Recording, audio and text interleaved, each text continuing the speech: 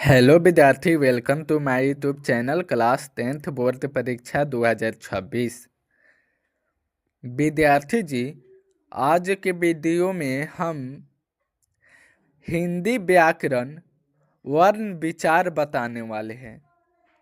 इस वीडियो में हम सिर्फ वर्ण विचार का ऑब्जेक्टिव बताने वाले हैं और मैट्रिक फाइनल परीक्षा में 50% हिंदी के बुक से ऑब्जेक्टिव रहता है और 50% व्याकरण से ऑब्जेक्टिव रहता है।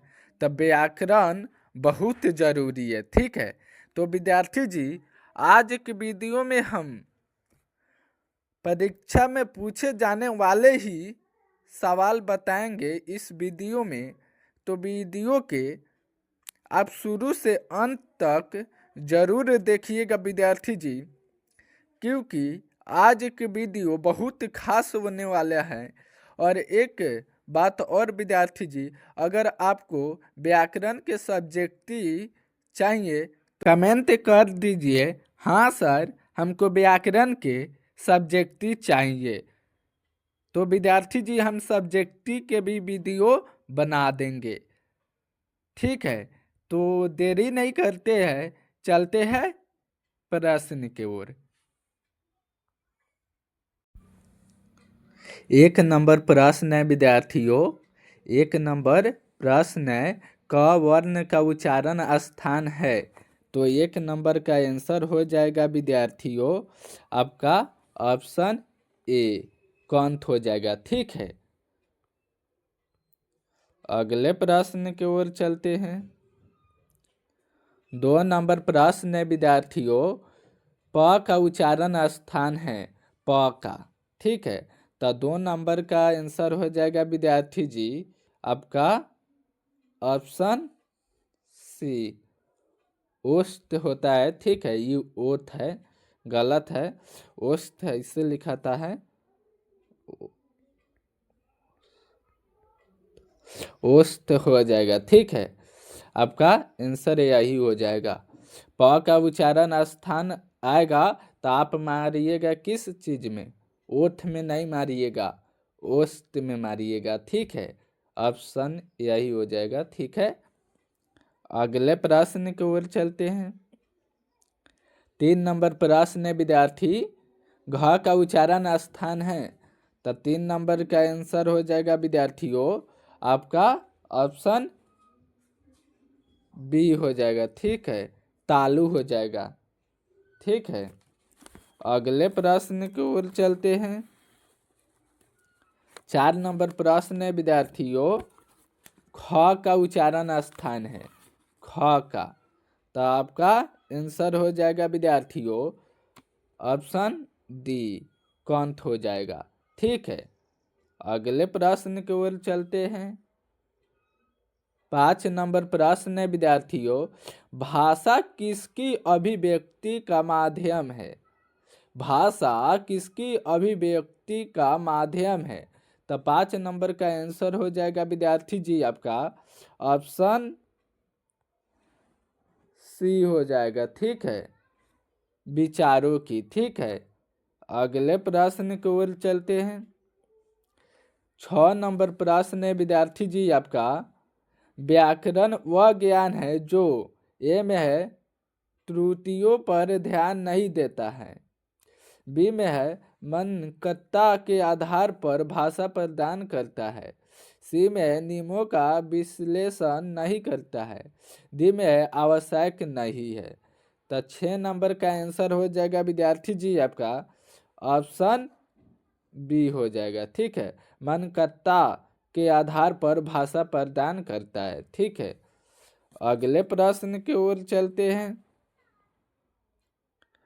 7 नंबर प्रश्न है विद्यार्थी जी आपका, घ का उच्चारण स्थान है।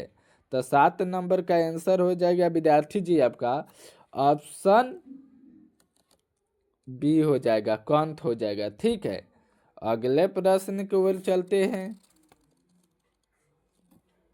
8 नंबर प्रश्न है विद्यार्थी जी आपका, विसर्ग का उच्चारण स्थान है। विसर्ग का उच्चारण स्थान क्या है? ठीक है, 8 नंबर प्रश्न है।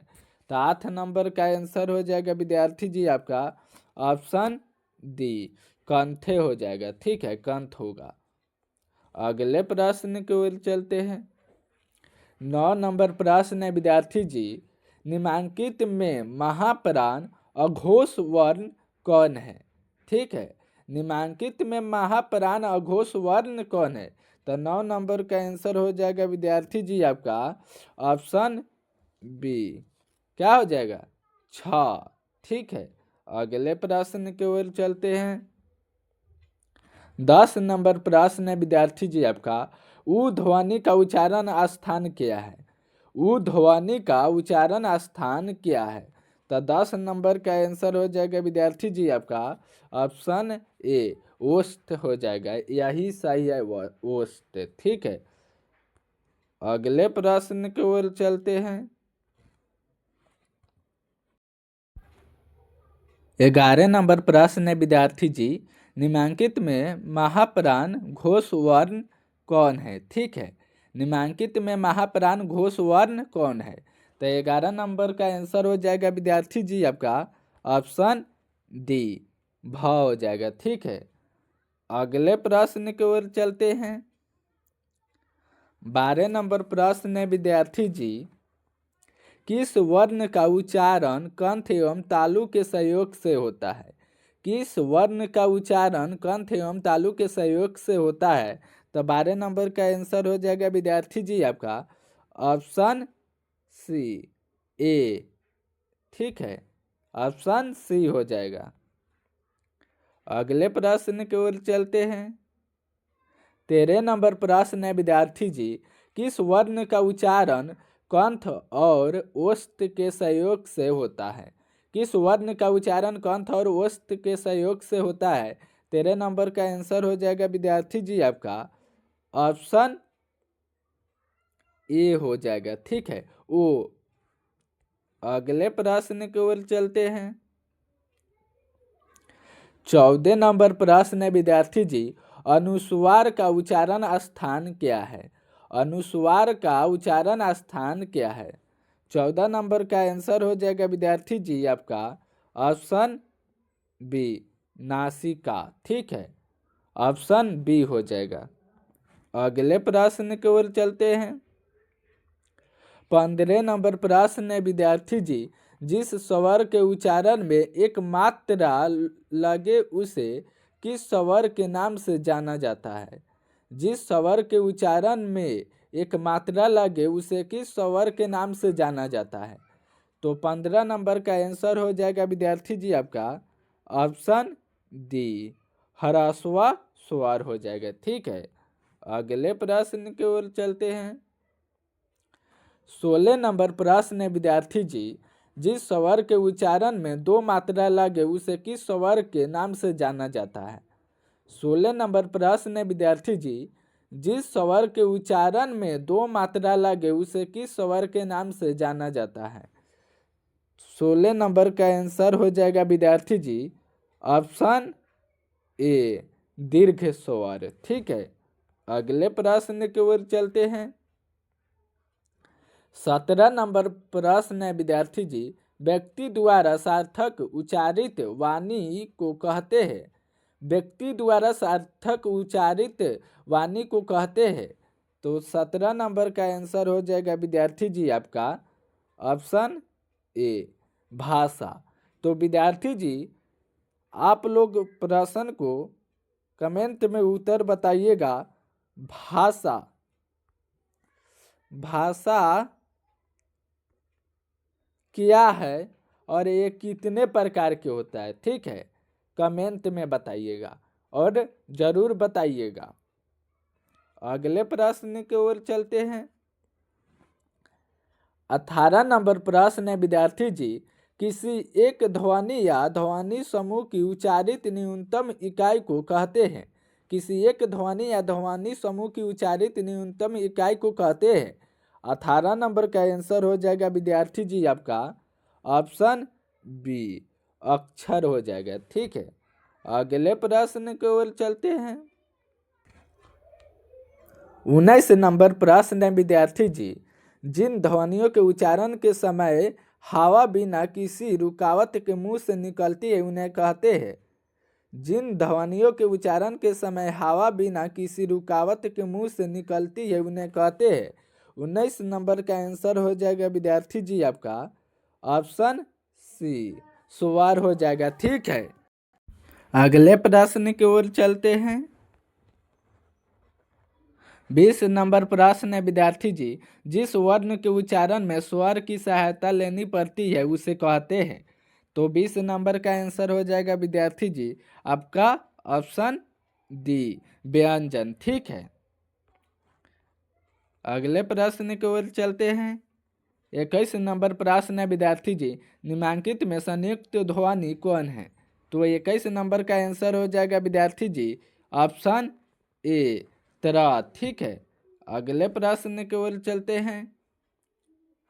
22 नंबर प्रश्न है विद्यार्थी जी, किसी शब्द के उच्चारण में जो विराम आता है उसे कहते हैं। किसी शब्द के उच्चारण में जो विराम आता है उसे कहते हैं। तो 22 नंबर का आंसर हो जाएगा विद्यार्थी जी ऑप्शन बी, संगम। ठीक है, अगले प्रश्न की ओर चलते हैं। 23 नंबर प्रश्न है विद्यार्थी जी, निम्नलिखित में कौन ऊष्म वर्ण है। 23 नंबर प्रश्न है विद्यार्थी जी, निम्नलिखित में कौन ऊष्म वर्ण है। 23 नंबर का आंसर हो जाएगा विद्यार्थी जी ऑप्शन ए, तालाबेश।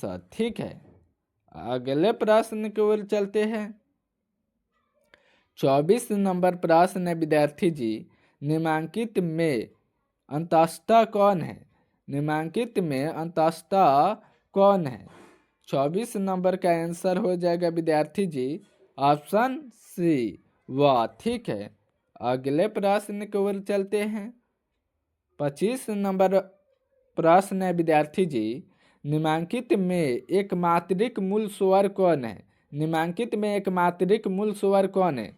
तो 25 नंबर का आंसर हो जाएगा विद्यार्थी जी आपका ऑप्शन बी, अ। ठीक है, अगले प्रश्न की ओर चलते हैं।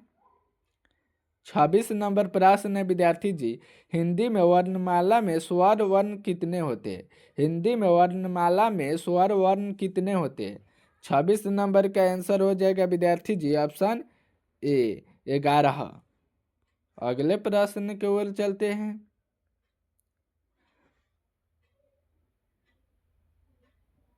27 नंबर प्रश्न है विद्यार्थी जी, हिंदी भाषा किस लिपि में लिखी जाती है। हिंदी भाषा किस लिपि में लिखी जाती है। तो 27 नंबर का आंसर हो जाएगा विद्यार्थी जी आपका ऑप्शन ए, देवनागरी। ठीक है, अगले प्रश्न की ओर चलते हैं। 28 नंबर प्रश्न है विद्यार्थी जी, वर्गों के समूह को कहते हैं। वर्गों के समूह को कहते हैं। 28 नंबर का आंसर हो जाएगा विद्यार्थी जी ऑप्शन सी, वर्णमाला। ठीक है, अगले प्रश्न की ओर चलते हैं। 29 नंबर प्रश्न है विद्यार्थी जी, ह का उच्चारण स्थान है। ह का उच्चारण स्थान है। 29 नंबर का आंसर हो जाएगा विद्यार्थी जी ऑप्शन सी, कंठ हो जाएगा। ठीक है, तो विद्यार्थी जी ऐसा वीडियो देखने के लिए चैनल को सब्सक्राइब कर दीजिएगा और अपने दोस्तों के पास शेयर कर दीजिएगा ताकि दोस्तों के भी आपका भविष्य उज्जवल हो के। ठीक है, और वीडियो के शेयर कर दीजिएगा। फिर मिलेंगे अगले वीडियो में।